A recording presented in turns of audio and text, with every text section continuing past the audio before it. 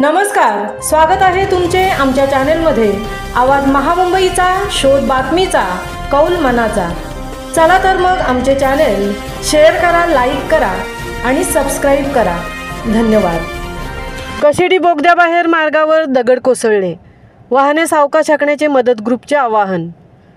मुंबई गोवा महामार्गावरील रत्नागिरी हद्दीतील कशेडी बोगद्याजवळ रस्त्यावर मोठमोठे दगड आणि माती सोमवारी रात्री आल्याची माहिती मिळताच खेडचे प्रसाद गांधी यांच्या मदत ग्रुप खेडतर्फे वाहन चालकांना वाहने सावकाश चालवण्याचे आवाहन करण्यात आले आहे। संपूर्ण कोकणात मुसळधार पाऊस पडत असून रत्नागिरी जिल्ह्यात व दक्षिण रायगडचे शेवटचे टोक असलेल्या पोलादपूर तालुक्यात दिवसभर मुसळधार पावसाने दमदार सलामी दिली असून पोलादपूर तालुक्यात 2 ठिकाणी घराचे नुकसान झाले होते।